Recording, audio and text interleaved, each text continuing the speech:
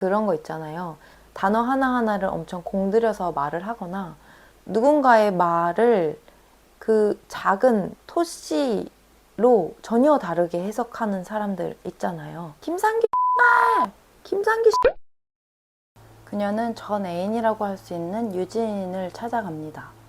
유진은 좀 가난해요. 건강이 좋지 않은 할머니를 모시면서 할머니의 오래된 서점을 함께 운영하고 있었어요. 유진과 할머니는 그 오래된 서점 안에 있는 작고 허름한 방에서 지내고 있었어요. 그녀가 유진을 만나기 위해 찾아간 곳이 바로 그 오래된 할머니의 서점이었는데요. 보통 서점이라고 하면 떠오르는 이미지가 좀 차분함, 고요함, 누군가에겐 추억, 낭만이나 따스함이 될 수도 있고요.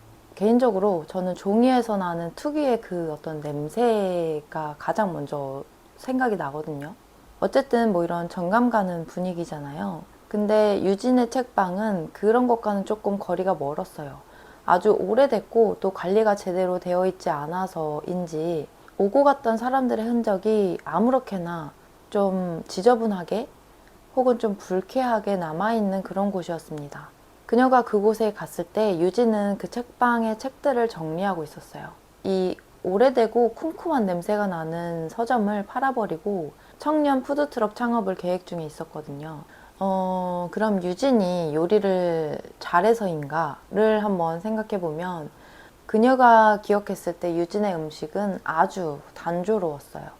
유진의 음식은 번거로운 과정들은 다 생략하고 최소한의 재료와 최소한의 노력으로 만들어진 음식이었습니다. 카레를 한다고 가정했을 때 감자와 마늘 그리고 카레가루를 푼 물 그 정도가 다였어요. 그러니까 한 가지 재료만 넣는 거예요. 유진의 음식은 한마디로 남들과 좀 다르지만 전혀 특별할 것 없는 그런 음식이었습니다. 책을 노끈으로 묶으면서 정리가 한창인 유진은 잠시 저기 할머니 방에 가서 좀 있어 달라고 그녀가 할머니의 방에 가자 할머니는 술과 담배 그리고 초콜릿과 함께 있었습니다. 그녀를 보자마자 할머니는 유진을 욕했어요. 자신의 오래된 책방을 팔아넘기고 푸드트럭인지 뭔지 일을 벌이고 있다고, 자기가 무슨 큰 성공이라도 할 줄 안다고 말릴 게 아니면 부추기지나 말라고 그녀에게 다그칩니다. 그녀는 가만히 앉아서 최대한 말을 아껴요. 왜냐면 유진에게 이 할머니에 대한 얘기를 들었던 적이 있거든요. 할머니는 욕쟁이 할머니였어요. 유진의 할머니는 유진에게 가벼운 욕을 좀 하다가 기분이 많이 나빠지거나 그러면 이 족새끼야, 이 X발이야. 유진은 그런 욕을 계속 듣고 있으면 진짜 자기가 그 자체가 된 것 같다고, 그렇게 얘기를 들은 할머니의 방에 둘이 있자니 얼마나 불편하고 눈치가 보였겠어요. 아니나 다를까 할머니는 그녀에게 막 말을 걸기 시작합니다. 할머니는 그녀에게 이야기나 하나 해보라고 해요. 심심하니까 이야기나 해보자고. 누구든 무슨 이야기를 시켰을 때 이야기하는 것을 직업으로 갖고 있지 않는 한 쉽게 이야기가 술술 나오기 힘들잖아요.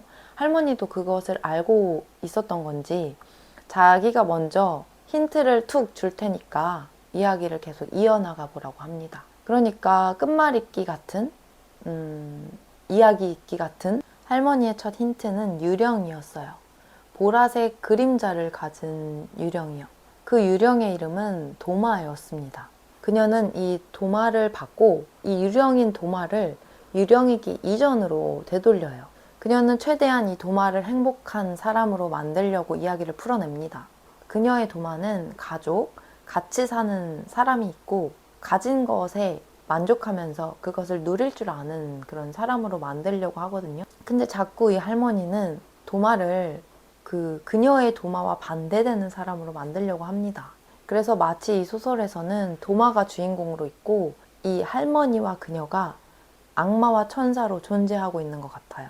그럼 이 소설을 조금 더 쉽게 이야기하기 위해서 이 도마를 주인공으로 한번 이야기를 해볼게요. 도마는 사람이기도 하고 또 유령이기도 합니다. 이 할머니와 그녀가 도마를 갖고 이야기를 하면서 과거와 현재를 계속 왔다 갔다. 도마는 무슨 일이든 처음엔 잘 적응을 하다가 금세 그만두는 사람이었습니다. 처음 시작하는 그 일이 마음에 들어서 열심히 하다 보면 조금 시간이 지났을 때 결국 그 일에 책임감을 갖게 되면서 부담을 느꼈기 때문인데요. 예를 들면 연애 뼈대를 만드는 일을 했었는데 이게 처음엔 굉장히 매력적으로 느껴졌던 것이 무언가의 기본적인 바탕을 만든다는 것에 굉장한 매력을 느꼈던 거예요. 뭐든지 시작이 좋아야 그 다음이 잘 갖춰질 수 있잖아요. 근데 이 말을 반대로 해보면 그 시작이 조금 잘못되면 그 뒤에는 다 모든 게 엉망이 될 수도 있다는 말이잖아요. 그래서 도마는 그 일을 그만뒀어요. 뭐든 이런 식으로 일의 처음 시작은 그것의 어떤 장점이나 매력을, 흥미를 느끼다가 하다 보면 보이는 그런 단점, 그런 부담감을 이겨내지 못했던 거죠. 어떻게 보면 엄청 섬세한 사람인 거예요. 자신의 어떤 생각들을 그냥 흘려보낼 수 없는 사람. 모든 일을 그런 식으로 대하다 보니까 결국 주변의 인간관계마저도 그런 식으로 좀 많이 잃게 됩니다. 어느 날 도마는 혼자 놀이터 근해에 앉아 있었어요. 그 놀이터에는 한 꼬마도 놀고 있었는데요. 그 꼬마가 막 소리치면서 뛰어다니는 거예요. 김상규 씨발! 김상규 씨발! 씨발 김상규! 그 아이는 도마의 앞집 사는 꼬마애였어요. 도마는 그 아이가 큰 소리로 막 욕을 하는 걸 보고 마음에 있는 말을 저렇게 원 없이 큰 소리로 할 수 있다는 것에 부러움을 느낍니다. 그 아이의 부모는 매일같이 싸웠어요. 근데 이 싸움을 아이가 잘 때만 했거든요. 그래서 표면적으로 아이는 행복한 가정에서 자라는 아이였습니다. 아이가 도마에게 말했어요. 자기는 반려동물을 정말 소중하게 생각한다고. 그 무엇보다 사랑한다고. 근데 어느 날 아이 집에 있는 앵무새가 죽은 거예요. 근데 아이가 전혀 슬퍼하지 않습니다. 그 모습을 보고 도마가 너는 네 반려동물을 사랑하지 않는구나. 그러자 아이가 제 반려동물은 앵무새가 아닌데요? 제 반려동물은 강아지 뽀삐인데요? 그 앵무새는 우리 누나가 친구한테 선물 받은 거예요. 라고 해요. 도마는 생각해요. 아, 그 새는 그 집의 반려동물이지만 그 아이의 반려동물은 아니구나. 도마는 이런 식으로 모든 것을 생각하고 판단하고 그런 유형의 사람이었어요. 약간 그런 거 있잖아요. 단어 하나하나를 엄청 공들여서 말을 하거나 누군가의 말을 그 작은 토씨로 전혀 다르게 해석하는 사람들 있잖아요. 그런 사람은 많지 않아요. 그러다 보니 도마의 생각을 많은 사람들이 공감해 주지는 못했어요. 도마는 결국 자신의 입을 다물기 시작했고 자신의 생각들을 겉으로 표현하기보다는 항상 속으로 생각하고 속으로 이야기하는 사람이 됐습니다. 그러다 도마가 칼리라는 외국인을 만나게 되는데요. 칼과 도마는 둘 다 어떤 아픔이 있는 사람들이었어요. 둘 다 아픔이 있다 보니까 금방 가까워졌고 둘은 애인이 됩니다. 그들은 서로를 정말 사랑하는 사이였어요. 하지만 이 시간이 갈수록 두 사람은 말이 점점 없어지는데요. 마주 앉은 그들을 막고 있는 테이블은 시간이 갈수록 길어지고 또 멀어지게 됩니다. 어떤 것이 어떻게 잘못 어긋났는지 그것을 판단하고 알아보기도 전에 그들은 완전히 엇갈려 버려요. 이 도마와 칼이 망가지는 과정은 할머니의 이야기예요. 한번 읽어볼게요. 그놈의 조시 문제야. 도마는 그놈의 조시라는 단어를 많이 쓰게 되고 칼은 고개를 돌리는 방법을 택했어. 말은 공 같은 것이라 탄력이 있어야 되는데 처음에는 나쁜 말을 마구 던지다가 그것도 지겨워져서 말을 안 하게 된 거야. 대신 다른 걸 던졌지. 알람시계나 리모컨 같은 것들. 그 집은 모든 말들과 물건들이 공처럼 통통 튀었지. 벽에 맞고 누군가의 머리에 맞고 가슴에 박혔다가 튕겨져 나오고.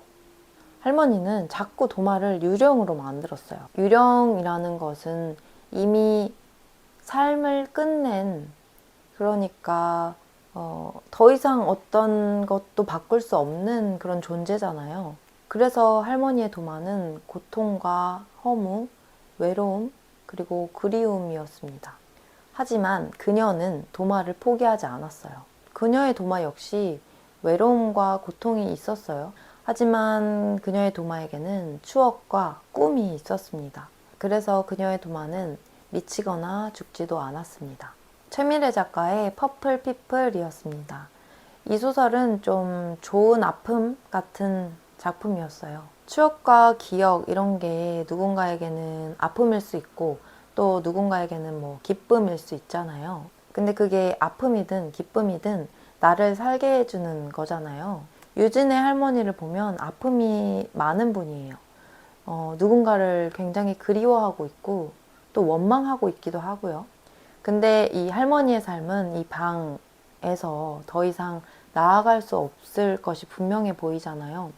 그러다 보니까 할머니는 도마를 계속해서 갈등의 상황, 자신의 과거에 있었던 갈등의 상황으로 계속해서 돌려놓는 거예요.